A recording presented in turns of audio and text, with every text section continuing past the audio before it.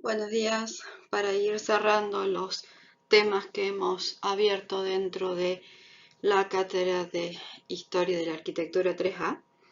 nos vamos a centrar en esta cápsula destinada al desarrollo de un tema, un Zoom, en los museos en Latinoamérica en el territorio del tiempo presente.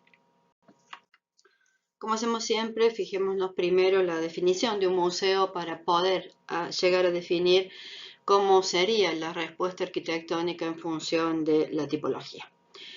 El Consejo Internacional de Monumentos de UNESCO indica en su última definición del año 2022 que un museo es una institución sin ánimos de lucro, permanente y al servicio de la sociedad, que investiga, colecciona, conserva, interpreta y exhibe. Por lo tanto, necesita espacio para todo eso. El patrimonio material e inmaterial son instituciones abiertas al público, accesibles e inclusivos. Los museos fomentan la diversidad y la sostenibilidad, y con la participación de comunidades, los museos operan y comunican ética y profesionalmente, ofreciendo experiencias variadas para la educación, el disfrute, la reflexión y el intercambio de conocimientos. Por lo tanto, también esas funciones, esas experiencias de educación, disfrute, reflexión e intercambio tienen que estar comprendidas dentro de la propuesta arquitectónica. Durante el siglo XIX, cuando se consolida la tipología de museo, y también en la primera parte del siglo XX, los museos van a responder a una idea de una organización a partir de ejes, sea esta que les estoy marcando, que es la de Durán del siglo XIX, como esta que responde a Le Corbusier, con espacios que son centrales, normalmente cubiertos con una cúpula en el caso del siglo XIX, y en el caso de la propuesta de Le Corbusier es el final de este zigzag que va llegando hacia un punto central como si fuera una espiral geométrica. Las salas se disponen en torno a esos ejes, a veces con patios intermedios, a veces en función de un solo bloque, y tiene siempre una fachada monumental con un ingreso jerarquizado marcado. Por lo tanto, si yo quiero intentar graficar el tipo, siempre voy a tener ese acceso en cuanto a el espacio jerarquizado al cual me voy a dirigir, que va a dar paso, además de la recepción en sí del visitante y algunas indicaciones, hacia ese gran espacio que distribuye el acceso a las respectivas salas normalmente organizadas por temática. ¿Hay algún tipo de espacios que sirven después para el mantenimiento del mismo edificio? La relación administrativa en cuanto al uso y a la exposición de las distintas colecciones, pero no más que eso. El museo inicial, el museo del siglo XIX hasta llegar a la primera parte del siglo XX, es un museo que sobre todo expone. Hacia fines del siglo XX, ya iniciado el siglo XXI, esa idea de museo empieza a cambiar, y esta definición que hemos revisado ahora es nueva, pero ya antes existía una que era similar, quizás no tan abierta y diversa, que proponía esa relación de la institución con la sociedad. Pero sobre todo va a empezar a diversificar las acciones que emprende esta institución, que ya no es solamente la de exponer, sino que además investiga, conserva, interpreta y exhibe. Por eso, esas variantes en la función van a generar una diversificación del tipo, que en el caso de la arquitectura además se ve a través de la fragmentación que es propia de la posmodernidad. Quizás podamos reconocer un eje en estas dos plantas de edificios de museos que corresponde justamente a la posmodernidad. Espacios que a partir de cierta centralidad van a alojar los espacios que tienen más relaciones con la comunidad, pero después van a desplegar una serie de otros sectores que van a ir quebrando, fragmentando esa idea de sala, que no es exactamente simétrica, y que van a ir alojando todo lo que ahora un museo necesita. A partir del ingreso, la administración que no es solamente la recepción, sino la organización y gestión de las múltiples actividades del museo, va a gestionar tanto ese acceso a las colecciones propiamente dichas, con las visitas de guías, etcétera, sino también a otros espacios del museo como la cafetería, la tienda boutique, etcétera. Después va a disponer de otros espacios de mayor jerarquía, de mayor aforo, como puede ser un auditorio y también las salas de exposiciones que se van sustituyendo con el tiempo, temporarias, que son, por supuesto, acorde a lo que el museo expone en sus salas permanentes. Y también hay separada ya del acceso al público y de un público más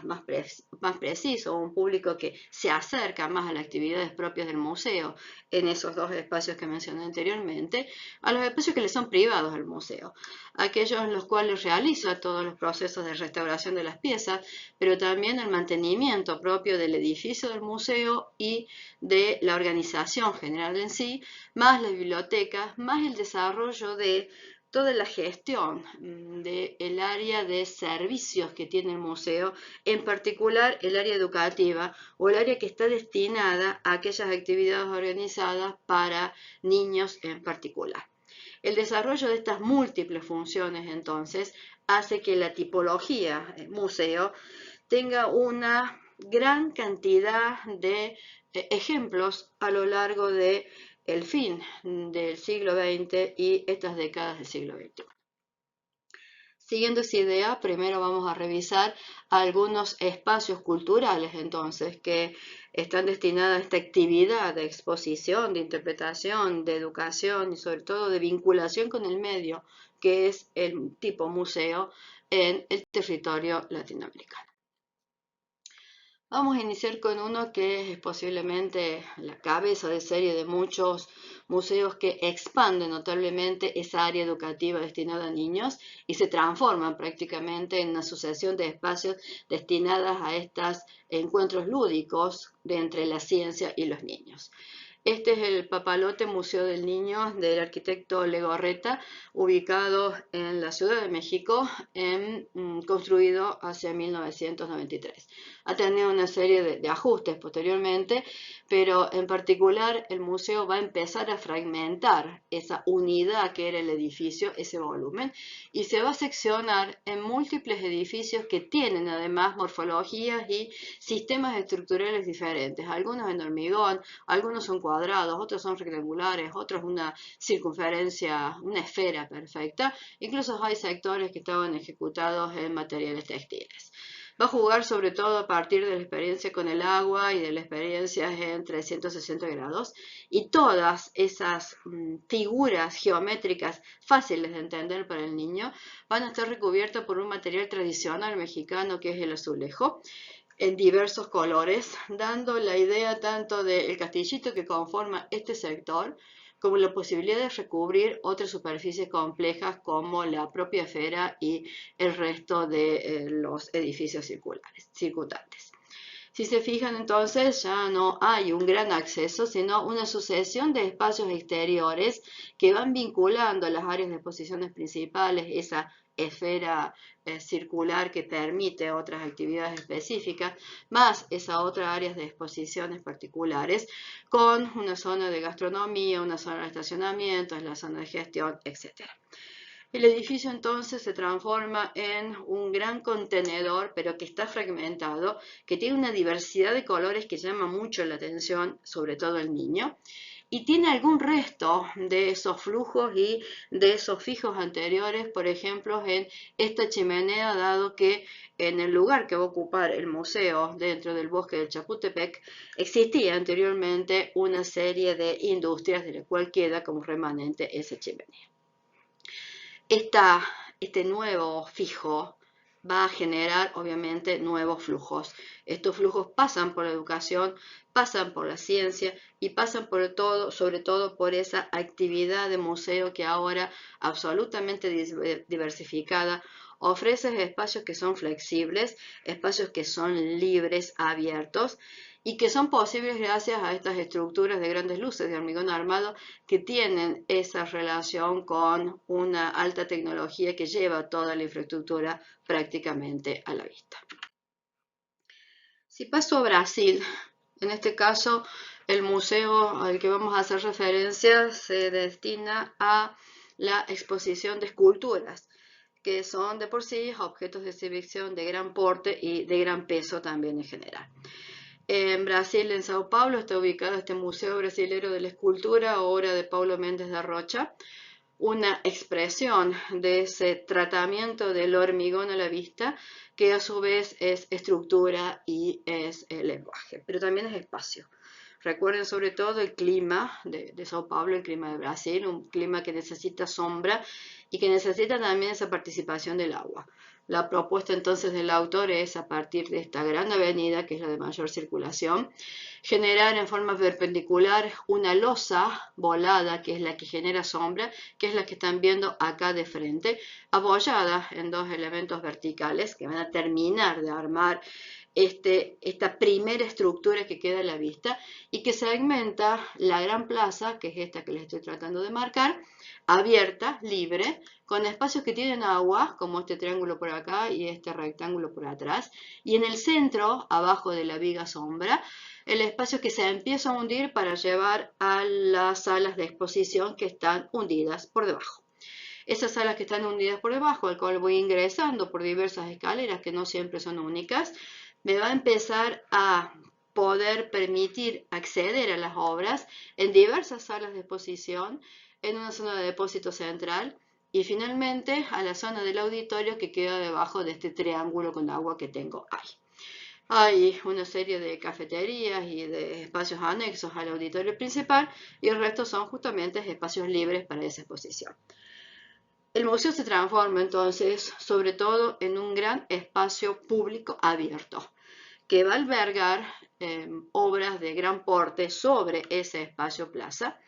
que va a tratar los desniveles y la intención de generar sombra sobre un espacio que la necesita y de ir conduciendo mediante esas diferencias de nivel hacia las salas interiores. El acompañamiento del agua, tanto a la sombra como a la exposición, son lo que hace relevante el manejo de los distintos cuerpos, los distintos bloques de hormigón. El agua va rodeando incluso los espacios de exposición que quedan en el subsuelo. Y siempre el fragmento también va quedando a la vista. El fragmento que es parte de la idea posmoderna, el manejo de los desniveles, que es una tradición también latinoamericana, y por supuesto de la mano de Mendes da Rocha, un manejo prácticamente exquisito de ese material moldeable que es el hormigón.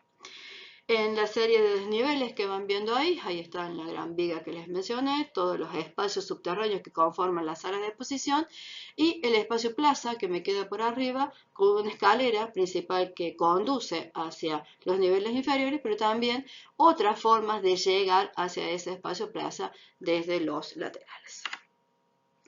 El espacio resultante, entonces, otra vez, es un espacio sobre todo público. Ese espacio público fragmentado en diversos materiales, sea el hormigón, sea el agua, sea los espacios de exposición, sean los rehundidos, son los que le dan carácter a ese gran hall de acceso que da lugar después o da ingreso al museo en sí, pero que es lo que más marca la idea del Museo Brasilero de Escultura. Del tipo entonces, acá lo que se remarca es fundamentalmente el gran atrio de acceso que se transforma al mismo tiempo en salas y que después lleva hacia las salas de exposiciones en el nivel inferior. Si el ejemplo anterior rehundía en los espacios de exposición, este por el contrario los va a elevar. El Museo de Arte Contemporáneo de Oscar Niemeyer en Niterói, cerca de, al lado de Río de Janeiro, enfrentado en la costa, va a partir de la idea de una flor que se abre en una posición estratégica sobre la costa, enfrentada por detrás, como paisaje que la circunda, a esas conformaciones geológicas tradicionales de la costa brasilera. El museo tiene un especial desarrollo en cuanto al acceso a partir de una rampa roja que se destaca y que va a permitir el ingreso hacia un espacio central que es el predominante, y ese espacio central además está rodeado por una galería que lo circunda y que va a dar paso a una circulación que es a su vez espacio de exposición, espacio de circulación y esta gran ventana que la cierra, una visual en 360 sobre el paisaje circundante. Tengan en cuenta entonces que a partir de ese ingreso ingreso que se da a partir de la rampa que ya habíamos visualizado sobre este nivel, vamos a poder acceder a ese espacio circundante de exposición, balconear sobre el espacio interior, espacio que va a estar cubierto con una tipo bóveda, pero que es plana en realidad, que es el sector por donde ingresa la luz principal, además de la luz lateral que tiene la ventana corrida circular. El manejo del hormigón a partir de una estructura vertical, que es la que sostiene y sirve de apoyo para la rampa también, y después el manejo de muros que son inclinados y que van a ir cerrando el lateral de esa flor que se va abriendo. El espacio de exposición entonces es un espacio que se abre hacia todas las visuales sobre su entorno. Esa posición inclinada a su vez sirve también como espacio de descanso y va a ir acompañando todo el desarrollo del edificio en sí. Y va a ir rodeando este gran espacio central de una altura y media, un poquito más alta que las demás, que se cierra en la parte superior con ese gran plato que permite el ingreso de luz natural. Siempre el manejo del hormigón en el caso de Niemeyer va a tener esta idea casi de escultura en algunos sectores y va a ir dando acceso y va a ir particularizando cada uno de los cambios de nivel que tiene en altura el edificio. Desde el exterior, aunque parezca un objeto absolutamente extraño, se vincula por esa rampa roja hacia la plataforma, la plaza de acceso. Tiene una clara actitud posmoderna, tiene espacios que están fraccionados, tiene espacios que van siendo resultados de ir añadiendo elementos. También tiene ese uso de color y de curva propio de lo moderno y lo brasilero. Y tiene, por supuesto, esa mirada tal vez irónica a la historia. Recupera parte del tipo a partir de la centralidad, pero desarrolla todo ese acceso que es muy particular y posmoderno hacia el exterior. Si seguimos en este caso con Chile, dentro de las plantas que les mostré para ejemplificar ese cambio tan importante que sufre el museo hacia fines del siglo XX, está el Museo Interactivo Mirador, el MIM, una obra del año 2000, justo en el corte, del estudio Bike Sachs y del Río en Santiago de Chile. Casi en la periferia de la ciudad de Santiago, pertenece a un complejo cultural que tiene otros elementos singulares. Se accede a través de una línea de subte elevado que va en el lateral y que por esa calle que ven ahí llega hasta esta plaza circular. El museo que vamos a ver es este, un gran desarrollo en fachada curva, un eje que va a empezar a unir todos los fragmentos que constituyen esas salas en diferentes posiciones, tangenciales casi al desarrollo de ese eje principal, la fachada que les marqué recién, el núcleo de circulación principal que es el que se evidencia en esa curva, y en los intersticios que me van quedando entre sala y sala, estas salas cuando se cruzan con el espacio central para crear el hall en doble altura, tienen unas pasarelas que van uniendo los dos sectores de la sala, más estas otras dos circulaciones secundarias. Otros sectores, otros puntos, mejor dicho, de escaleras que van vinculando también en altura los dos niveles. Siendo esa como la descripción principal del edificio en sí en cuanto a lo funcional, el esquema tipo perdido, la centralidad en cuanto al hall distribuidor, pero ha añadido, además de ese desarrollo longitudinal, las zonas para lo que son los espacios sociales sobre la fachada y la zona que va a contener después los espacios más sociales como el auditorio, etc. También, dado que está vinculado directamente al desarrollo científico y a cómo acercar ese desarrollo a los niños, las distintas salas que se dedican a la robótica, al sismo, al desarrollo de la vida, a cómo se maneja el agua, por ejemplo, e incluso a algunos detalles mecánicos, se van a ir relacionando en la altura y también se van a ir relacionando con el exterior. ¿Qué es lo que más se destaca en el caso del MIM? ese eje principal en cuanto al espacio, la cubierta curva también fragmentada que tiene ese espacio principal y cómo sobre los laterales las salas se van abriendo libremente y se van a su vez vinculando a través de esas pasarelas que van viendo por ahí. Incluso en la doble altura se mantiene el mismo sistema de circulación y todo lo que sea la apuesta museográfica va a ayudar justamente a ese acercamiento a la ciencia. No están fragmentadas las salas, no están separadas, se van vinculando directamente hacia ese espacio eje central y flexible.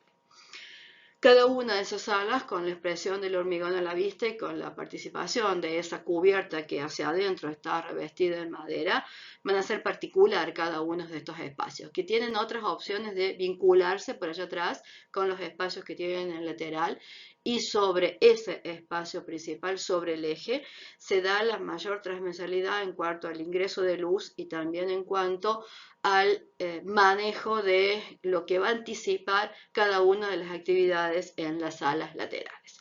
Estos elementos que van colgando son los que van cambiando de tiempo en tiempo para ir indicando muestras que se van modificando o puestas que eventualmente son permanentes.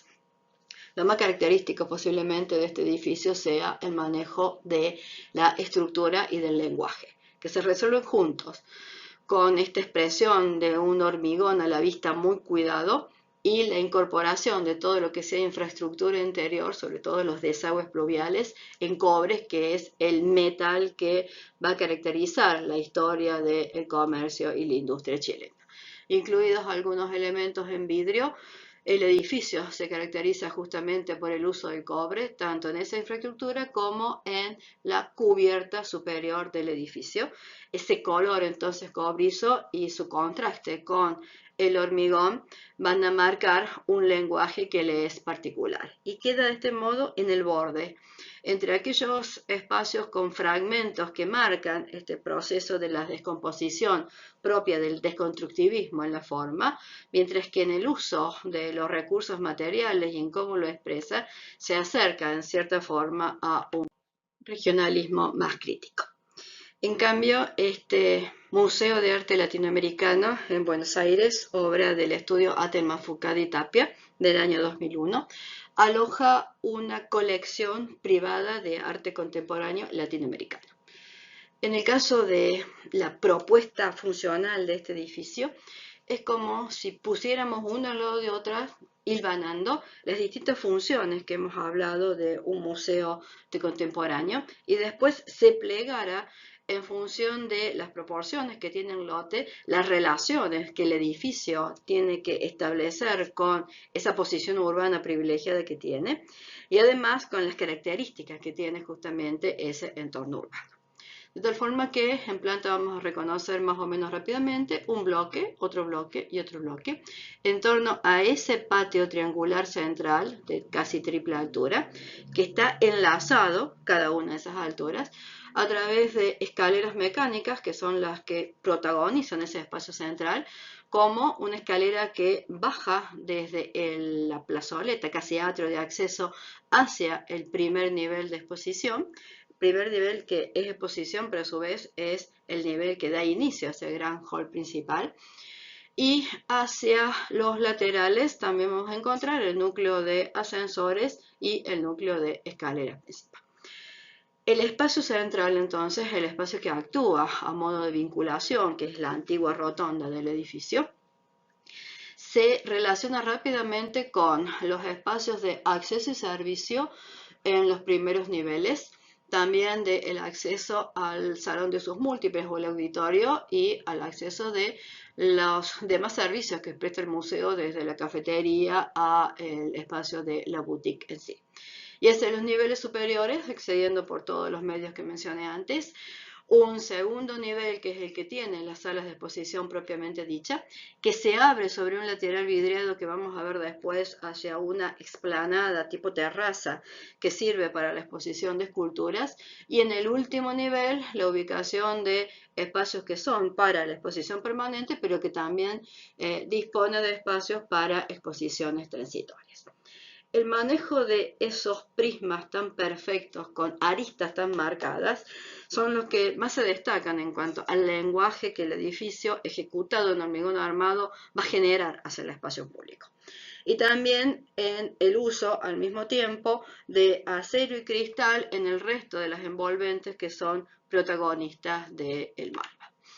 En ese espacio principal central, en ese triángulo que les marqué en las plantas, pueden llegar a ver la resolución de esas tres alturas. Dos laterales ejecutados a partir de la resolución de las actividades, la distribución de las actividades que mencionamos antes, mientras que la parte lateral, el otro lado del triángulo que da hacia esa explanada de las esculturas y hacia la calle que tiene mayor arboleda y mejor visual urbana, que es hacia donde se abre este muro acristalado, y también la cubierta superior, son los planos que van a permitir el ingreso de luz natural. Ese manejo sobre todo del acero y del cristal es lo que le da mayor versatilidad y mayor fluidez hacia el espacio más importante de la tipología y el que a su vez acompaña ese manejo de las escaleras que hacia abajo en escalones tradicionales o hacia arriba en esas escaleras mecánicas van vinculando los distintos espacios de exposición. En este caso el espacio es evidentemente fluido. También podemos hablar de un lenguaje que es evidentemente ligado a las posturas más globales que tiene la arquitectura postmoderna. No hay quizás indicios que lo liguen directamente a la región, pero sí elementos que van vinculando el desarrollo en sí de la obra hacia el espacio urbano en particular. Siguiendo el uso de ese hormigón, y esta vez de la mano de Teodoro González de León, el Museo Universitario de Arte Contemporáneo es un museo que corresponde a la Universidad Nacional Autónoma de México, dentro de la zona sur de la ciudad universitaria que hemos estudiado en el mundo, en el territorio, perdón, en desarrollo. Vamos a encontrar un museo que está destinado entonces a un arte que es contemporáneo. Si se fijan en la geometría general, tiene elementos que ustedes ya han visto en una arquitectura que es posmoderna. Elementos encerrados en un círculo que se van a vincular con grandes espacios abiertos, que en este caso tienen además esplanadas que con agua ayudan al reflejo de la forma del fijo que se va a incorporar. Casi no se percibe esta forma circular que rodea todas las actividades que va a proponer el museo. Lo que me interesa en particular en este edificio es destacar cómo a ese desarrollo casi longitudinal de acceso que tiene, una explanada que seca la incorporación del agua, elementos que son comunes tanto a las culturas prehispánicas que hemos ido analizando como también a el movimiento moderno mexicano. Un gran eje en contraposición muy iluminado es el que se va a transformar en el hall tradicional del museo y va a ir vinculando los distintos espacios. Acá tengo el plano exterior que sirve a su vez de tapa, de losa, del estacionamiento que tengo por debajo. Una escultura es la que marca y en torno a lo cual gira ese espacio explanada y el acceso al edificio propiamente dicho. Y ahora la losa que les estoy marcando es ese eje longitudinal que va a ir vinculando los distintos bloques de las salas de exposiciones que tienen marcado, en ese caso, por acá. Son todos bloques ahora que fragmentados adentro del círculo van a ir respondiendo a las distintas necesidades y a las distintas funciones del edificio que ya describimos. Este sería el espacio principal, ese gran hall que ahora es longitudinal, que tiene iluminación cenital, que también tiene iluminaciones posibles desde los laterales y que con grandes muros vidriados va vinculando los distintos espacios hacia ambos laterales. Siendo ese el gran espacio principal, cabe destacar el manejo del hormigón, en este caso, y de las grandes luces interiores que este permite. Espacios que en salas que no son los acostumbrados, tienen dimensiones mucho mayores, directamente destinadas a este tipo de arte contemporáneo que suele generar piezas de gran porte o necesitar para las instalaciones también del arte contemporáneo espacios que puedan alojar distintos tipos de intervenciones. De esta forma, el hormigón tratado de nuevo con una alta calidad de diseño y de ejecución es lo que más se destaca en la obra del MUAC, y también el muro inclinado en vidrio que acompaña el muro de acceso, el muro fachada de acceso, que se refleja directamente en el agua y que después va a permitir por dentro, como es una costumbre dentro de la obra de González de León, generar espacios internos que, respondiendo a una estructura que se va a ver de vez en cuando a partir de esas columnas de sostén vertical, puede vincular adentro espacios particulares para cada una de las actividades que requiere el museo. Dejemos el hormigón armado y pasemos a la fragmentación total en esta obra de Gehry, la primera obra de Gehry en el territorio latinoamericano,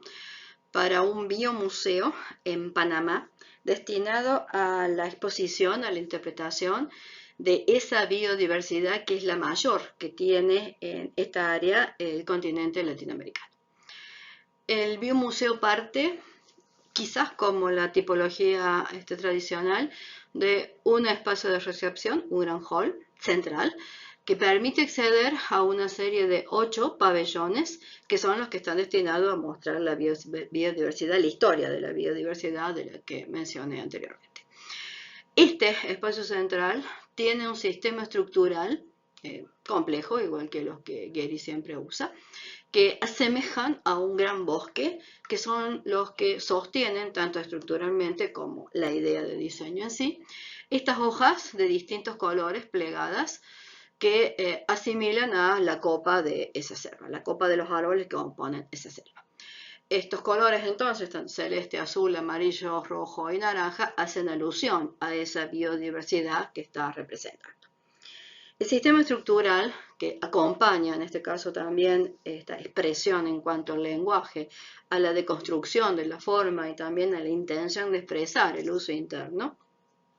Y ahora sí tengan en cuenta que este tipo de diseño es solo factible, sobre todo la representación en función del avance de este gráfico digital del que hoy disponemos. Antes era muy difícil tratar de representar esto y sobre todo después de generar cada una de las placas para mandarlas a ejecutar. Me detengo sobre todo en esto de la ejecución. Cada una de estas hojitas que componen esta selva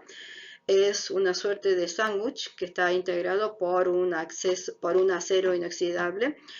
caucho, espuma, aluminio y una capa de pintura de los colores que yo mencioné, que está ejecutado en Tailandia, que después es traído otra vez hacia Panamá para ser montado directamente en obra. La complejidad por ahí excede muchas veces las posibilidades del territorio latinoamericano y cabría preguntarse entonces la relación entre la sustentabilidad y la biodiversidad que está tratando de expresar este museo.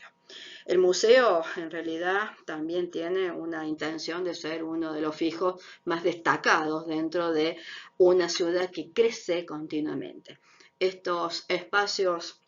centrales, como les mencionaba recién, son los que van a expresar esta complejidad y van a dar acceso a cada una de esas salas, y siempre el color va a estar presente en esta expresión, en este tipo de arquitectura. Quizás el contraste entre la ciudad colonial que voy a tener por ahí y la ciudad de desarrollo posmoderno contemporánea que es amiga del museo, estos contrastes son los que más llaman la atención en la inserción de este tipo de fijos sobre el territorio. Después de todo, es un museo que justamente está destinado a llamar la atención y a ser también un recurso turístico, además de las funciones que evidentemente tiene que resolver un museo, como los mencionamos al inicio. El último dentro de los museos propiamente dichos, también mexicano, pero ahora el flujo de diseño lo trae un autor que es extranjero. Toyo Ito es el que va a diseñar en Puebla el Museo Internacional del Barroco, en uno de los territorios que mayor expresión barroca ha tenido a lo largo de la historia mexicana. ¿Cómo hace para resolver esta idea de lo barroco justamente en un territorio que es barroco? Usando un muro que es arabiado, que está inclinado, además tiene ondulaciones, que tienen unos entre 15 metros de altura por unos 35 a 17 metros de longitud. Y ese modelo de muro, si se fijan en la planta, van a ver que más o menos una idea de ese muro se va repitiendo. Tiene algunas variantes, pero el muro en sí, la forma se repite. Está prefabricado en parte a partir de una serie de tabletas, que son todas esas que tienen dibujaditas ahí, que le van dando forma a cada uno de esos muros. Esas tabletas prefabricadas se colocan en obra, son dobles, una de cada lado. El resto del cemento se cuela in situ y va generando junto con las dos losas internas, esta y esta, incluida la plataforma de cimiento, un sistema de construcción prácticamente monolítica que puede hacer frente a los sismos también del territorio. El uso del blanco, el uso de la posibilidad de contrastes que da ese encuentro entre muro y muro, el uso de la sombra y de la luz que se va generando en esos encuentros entre muro y muro, totalmente rodeado de agua, propio también de las características de la arquitectura barroca, son las principales referencias que el arquitecto va a hacer, va a conceder a esa interpretación del barroco original. El ingreso a través de una marquesina inclinada para pasar al espacio de recepción principal, que va a estar marcado, por supuesto, por una escalera también al modo barroco, va a permitir el acceso a estos grupos de 1, 2, 3, 4, 1, 2, 3, 4, de salas que están destinadas a un mismo tema en torno al barroco, sea el teatro, sea la música, sea la arquitectura, la vestimenta, la literatura, etc. Todo va a reflejar entonces el modo de habitar en esa cultura barroca. Llama la atención particularmente el cemento blanco en el que está terminado el edificio en su totalidad. Bien como esos muros alabiados en los encuentros van produciendo ese misterio que también es barroco, de cómo en realidad se resuelve el sistema estructural del edificio, que es el que no queda a la vista. El continuo reflejo en el agua de todo el sistema, el movimiento tanto interno como externo de los muros, esa inestabilidad constante dentro del conjunto y la aparición de la luz, sea tanto rasante como sea desde los encuentros que se producen entre los muros, le va a dar al museo en su totalidad un interés particular. Aún así, es un museo que aloja, interpreta un sistema barroco, un sistema de arquitectura, un sistema cultural que es propio de ese territorio a partir de un autor que le es ajeno. Si en la planta la modulación es clara, incluso podemos llegar a leer ciertos elementos que parten del tipo tradicional, como ese ingreso jerarquizado y un patio que podría ser como atrio, pero que en realidad no funciona como tal, sino que vincula exteriormente a algunos de los espacios sociales más importantes, como la cafetería, algunos espacios de trabajo vinculados con el área educativa, el área de la tienda, etcétera. En el interior en sí, el espacio es un espacio fluido, pero que no permite percibir todos los movimientos alabiados que tiene el edificio en sí. Sí se alcanza a ver en los lugares donde esos muros se juntan, formando prácticamente una flor, dado que los cuatro giran en torno a un solo punto, y es ahí por donde ingresa la luz. El resto manejado directamente desde la museografía y atendiendo el tema que es el barroco, atrae directamente la atención del visitante. El museo entonces es una clara expresión de lo que se entiende por barroco en este manejo de la luz, de la sombra, usando sobre todo un blanco que es deslumbrante. Siguiendo esta diversidad que es propia del tiempo presente, también los museos tienen diversidad en cuanto a la tipología central. Una, por ejemplo, es el Museo de Sitio, que se entiende de acuerdo a ICOM como un museo conservado y organizado para proteger un patrimonio natural y cultural, mueble e inmueble, conservado en su lugar de origen, allí donde esté el patrimonio que ha sido creado o descubierto a los fines de su interpretación. Por eso, este museo de sitio está en función del sitio al cual se va a visitar. tengo de nuevo un ingreso y tengo también diferentes zonas, pero de menor desarrollo quizás que en un museo completo, que lo fundamental que tienen son espacios que me permiten tener una referencia clara de lo que voy a ir a visitar después. Lo tengo al lado. Esas relaciones tienen que ser directas entre lo que se expone y lo que se va a ver. Eventualmente también tienen todo un área de servicios y todo un área de prestaciones, tipo de gastronomía, cafetería, la zona de acceso y de atención al público, y también pueden llegar a tener áreas de trabajo, sobre todo en relación a un área educativa y algunos pequeños auditorios. En sí, hay una fuerte relación entre el bien cultural que se va a visitar, la relación que se tiene con el territorio y el espacio del museo de sitio que lo va a interpretar antes de acceder al sitio propiamente dicho. Ejemplo de estos museos de sitio es un museo de sitio que interpreta el santuario arqueológico de Pachacamac. Antes de pasar al museo en sí, primero miremos el sitio que este museo tiene que interpretar. Este santuario arqueológico de Pachacamac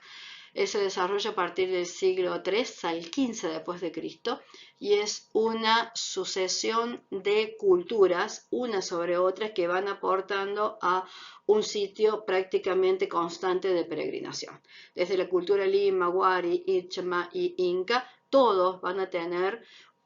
alguna construcción que agregar, que interpretar sobre el sitio sagrado. Fíjense que sobre todo el sitio está generado a partir de calles que se definen a partir de muros. El muro y la calle entonces son dos elementos fundamentales del sitio y los otros son las rampas que, como ya hemos estudiado en el caso de las huacas, van a ir uniendo terraplén con terraplén dentro de los espacios sagrados. La calle entonces, dirigida directamente a una mirada sobre el territorio, va a ser uno de los principales recursos que van a utilizar los arquitectos para resolver la obra del museo de sitio. La obra en sí es el santuario, sobre el santuario arqueológico de Pachacamac. El museo de sitio de Pachacamac es del año 2015 y está diseñado por el estudio Llosa y Cortegana. Los arquitectos lo primero que van a hacer es leer ese espacio, que ante todo es un espacio sagrado. Es un espacio que además tiene una declaración de Patrimonio de la Humanidad, pero lo esencial es la consideración de sagrado de las culturas sobre ese territorio, sobre esa rugosidad que se ha ido acumulando sobre el territorio, que llega como flujo y como inercia dinámica hasta la actualidad. Situado además en una zona que tiene asentamientos precarios, asentamientos que necesitan una cohesión social que no han podido construir y que son relativamente recientes. ¿Cómo hace el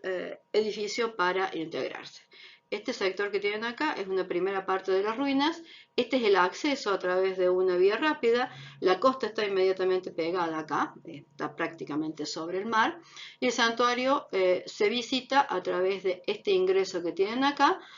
y obviamente incorpora en ese ingreso el museo de sitio. El museo de sitio tiene la intención primero de interpretar esos muros que hemos visto en el sitio original y de generar calles, ahí va una, acá va otra y ahí va otra, que separan en primera instancia el espacio del trabajo de museo que viene recostado sobre teatro, sobre este lado, dos áreas de exposición, que son las que les voy a empezar a marcar ahí, y otras dos áreas de servicio, una acá y otra acá, de ingreso y tienda que quedan al centro. Pero lo más importante para los arquitectos fue ese diseño de espacios intersticiales tipo calles que van enmarcando siempre el espacio del sitio que se va a visitar después. Tiene como fondo siempre el territorio histórico de rugosidad que se va a visitar después. El museo no sobresale de ese territorio, sino que más bien se hunde. Si se fijan en el corte que tienen de este lado, tienen la diversidad de cotas de nivel que van a usar a partir de las que tiene el propio territorio y las que va a ir generando el propio museo. el museo es horizontal, tiene apenas un pliegue en el sector central, que es el que permite el ingreso de luz a las dos salas de exposiciones, que son las que tienen por allá atrás, mientras que después se hunde hacia abajo y aprovecha, en ese caso, toda la zona de trabajo en sí que va a tener tanto los arqueólogos como los que trabajan en el museo para incorporar en la parte inferior. La parte superior, que es la que están viendo, que igual que todo el sistema está ejecutado a partir del uso del hormigón con un sistema de encofrado que lo asemeja mucho a los adobes y a la tierra que se usa en el sitio arqueológico. Van a ir marcando incluso esos contrastes de luz y sombras que son propios de la arquitectura original. El conjunto entonces se va a conformar a partir de un espacio de ingreso, que es el que les voy a marcar ahora. El espacio de ingreso para los trabajadores que van a trabajar en estos espacios que tienen marcados en negro, a partir de un patio interior y de otros patios que permiten el ingreso de la luz a las zonas de trabajo. Grandes esplanadas tipo plazas, algunas con césped, otras secas, calles, 1, 2, 3, y después también en el otro sentido, esta es la que se va directamente al sitio arqueológico, que va a ser resuelta a partir del uso de escaleras, como las que les voy marcando ahora. Esta es la sala de exposición principal, esta es la sala de exposición transitoria, y ahí tienen los servicios de ingreso, incluyendo el acceso, baños, etc. Y la zona de café y de tienda está en esta otra esquina. Acá se va a conformar una plaza que incluye una serie de escaleras que se abre hacia el sitio arqueológico y se transforma en un espacio que congrega incluso y sobre todo a los vecinos de la zona en una serie de actividades que se manejan en conjunto entre el museo y su sociedad inmediata, el pueblo inmediato que usa también de las actividades del museo, y a las cuales están destinadas muchas de las actividades que la dirección genera. El conjunto que tienen ahí les muestra ahora la ruta por atrás, el bloque destinado al trabajo del museo interno, la sala principal de exposición, la sala de exposiciones temporarias y en esta franja interna los desniveles que tienen partes de las cubiertas verdes, más esas calles que siempre van a tener como foco de fondo el sitio arqueológico que está por detrás. Acá está parte de la tienda y allá está parte del ingreso, y si lo miran ahora en este otro sentido, las diferencias de nivel absorbidas por las escaleras que generan la plaza final de las que les hablé recién. Solamente las diferencias de nivel entre este bloque y este bloque que van a generar también un espacio con sombra, están acompañadas por este uso de color rojo intenso y por esas rajas verticales por donde ingresa la luz que veían en las imágenes anteriores. Si me muevo por esos espacios, aparece acá ese espacio plaza, el bloque que corresponde a la sala de exposición principal, y ese bloque con el bloque de atrás, el de las exposiciones temporarias, y de las calles que van apareciendo entre bloque y bloque. Las diferencias entonces de desnivel, la fragmentación de esos volúmenes, que muchos de estos muros tan estudiados a partir de la ruina no se apoyan directamente en el piso, le saca mucho de peso y le da la ligereza necesaria como para no generar un volumen pesado asentado sobre el territorio que compita con los edificios que corresponden al sitio arqueológico. El uso del color en algunos de esos accesos, la museografía interna que vuelve a repetir los mismos criterios de diseño que se usaron para el edificio en sí, va mostrando sobre todo la arquitectura en relación al territorio. A partir de ese estudio de la relación entre el muro y la calle que hemos visto en el sitio arqueológico,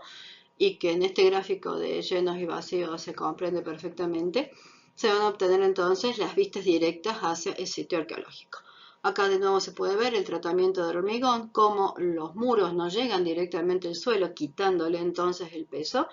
Y también el edificio que va siguiendo las cotas de nivel natural, creando relaciones entre los distintos niveles, tanto a través de las escaleras como incluso de losas que se van cruzando entre bloque y bloque.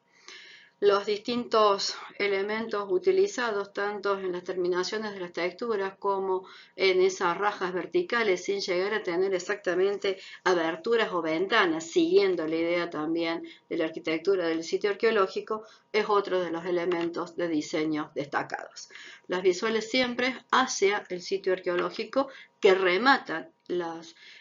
miradas sobre él,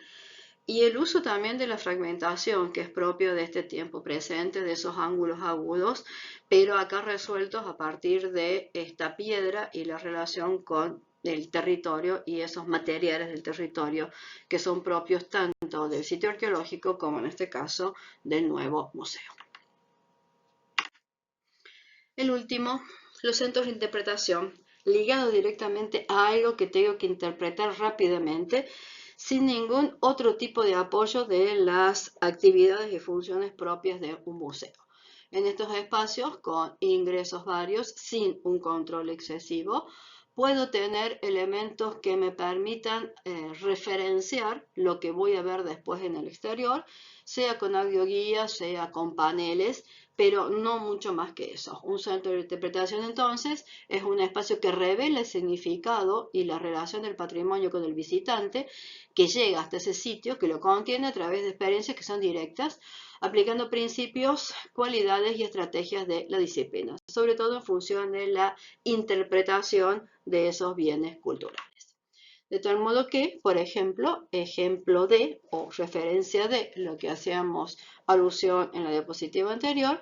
el desierto de Atacama tiene un centro de interpretación del desierto, que es del año 2015, obra del estudio Marín y López, donde la idea es, en el medio de un parque eólico, interpretar esa dimensión de la vida en el desierto, entendiendo también cómo el tipo se sintetiza en elementos mínimos. Acá hay simplemente un patio tipo oasis en medio del desierto, construido a partir de diferentes bloques que se cierran sobre ese patio y que por cuestiones obvias, el viento, están abiertos sobre el patio. Solo uno de ellos es el que permite el acceso desde el exterior, y una vez adentro, cada uno de esos bloques sobre el patio central tiene una serie de cortavientos. La forma primero es la que ayuda a interpretar el edificio, mientras que en el fondo la cordillera de los Andes conjuga esas formas de conos que tienden a sobresalir por elevación. El edificio hace lo contrario, es un ángulo inverso. Y jugando con ese ángulo, cada uno de los bloques está ejecutado en acero corten en un solo color monocromático, como monocromático también es el desierto, y cada uno de los espacios en los que se resuelve permite algunas de las funciones tradicionales, como un pequeño auditorio, el acceso en sí, los servicios sanitarios, más salas de exposiciones que hacen justamente a la interpretación de la diversidad del desierto.